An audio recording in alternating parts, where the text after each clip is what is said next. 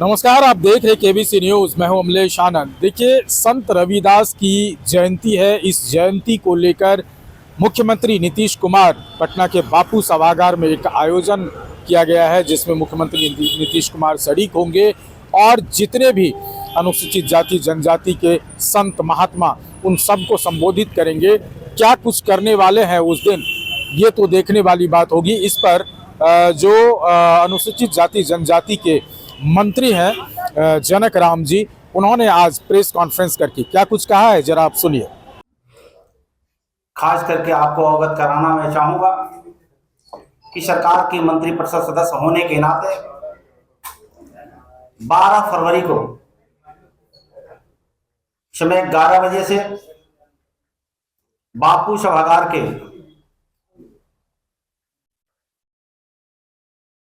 राज्य के मुखिया, हम सबके नेता आदरणीय नीतीश कुमार जी, द्वय उप मुख्यमंत्री आदरणीय श्री सम्राट चौधरी जी, आदरणीय श्री विजय सिन्हा जी के नेतृत्व में संतों का संत शिरोमणि गुरु रविदास महाराज जी की जन्म जयंती मनाने के निर्णय लिया गया।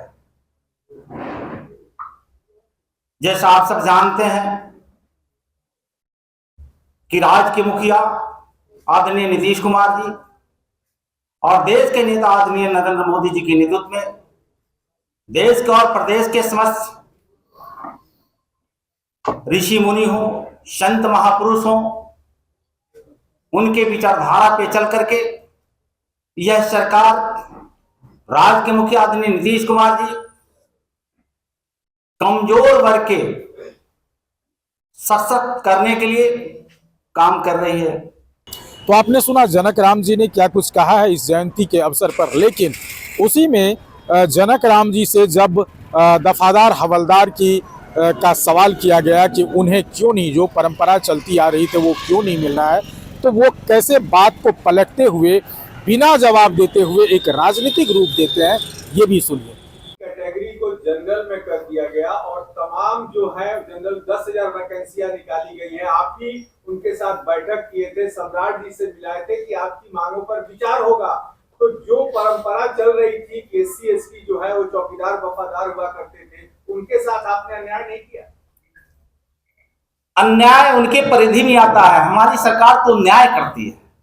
कोई भी कमजोर वर्ग के लोग आपने देखा होगा यही देश प्रदेश में कि अनुसूचित जाति जनजाति, पिछड़ा, ओबीसी, एबीसी, माइनॉरिटी के अलावा सम्मान कैटेगरी में भी जो गरीब था उसको भी रिजर्वेशन केंद्र सरकार ने देने का काम किया। तो मुझे लगता है कि इस पर किसी को राजनीति करने का जगह नहीं है। इस सरकार सबको सम्मान कर रही है। चौकीदारों के मामले में लगातार एनडीए के जो नेता हैं वो चौकीदारों के साथ खड़े नजर आए। चौकीदारों को हित के लिए उन्होंने कहा कि हमारे रहते हुए हकमारी नहीं होगी, लेकिन उसके बाद नीतीश कुमार का फैसला अब तमाम नेताओं की चुप्पी बहुत कुछ बयां कर रही है कि एनडीए में सब कुछ सही नहीं है। आपने जो चुप्पी कहा, हो सकता है कि उसके पीछे राज हो, जिसका जो मांग हो वो चुप्पी में भी छुपी हो, वो प्राप्त हो जाए, मिल जाए।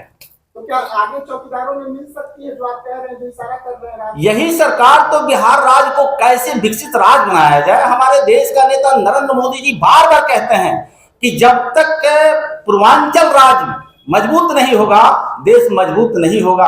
आज देखे होंगे कि बजट में पूर्वांचल राज्य के लिए, खास करके बिहार के लिए जो सौगात उन्होंने दिया, वही तो विकास का कड़ी है। आज महागठबंधन के लोग इतने बेचैन क्यों हैं महादलित की बात करने के लिए? 15 साल तो बिहार के लोगों ने उनको मौका दिया था। ये बिहार के दलित उनसे जानना चाहता है कि आपने 15 साल में बताएंगे, आपके पुत्र श्री तेजस्वी यादव जी बताएंगे कि आपने दलितों के लिए क्या किया। आपके ही पिताजी थे 90 में अनुसूचित जाति जनजाति के लिए छात्रवृत्ति रोकने का काम किया। आप ही के माता पिता का शासन था कि पटना के धरती पर शिल्पी कांड हुआ करता था। श्री तेजस्वी यादव जी, आप ही की माता पिता की सरकार थी कि बिहार में जी किसनैया जैसे आईएएस को भी निर्मम हत्या कर दी जाती। आप ही की सरकार थी, बीबी विश्वास, चंपा विश्वास, कि आपकी सरकार न्याय नहीं दिला सकती थी। आप दलितों की बात करें। तो आपने सुना सवाल के जवाब में उन्हें विपक्ष दिखने लगा और विपक्ष को घेरते हुए तेजस्वी यादव, लालू यादव के पुरानी कहानी पर चले गए। इन तमाम चीज को लेकर के ये नजर आ रहा है कि सच में ये सवाल ही रहेगा या जहां विकास की बात एनडीए करती है उसमें ऐसे वफादार हवलदार के लिए कुछ न्याय भी मिलेगा। ये देखने वाली बात होगी। कमलेश आनंद, केबीसी न्यूज़, पटना।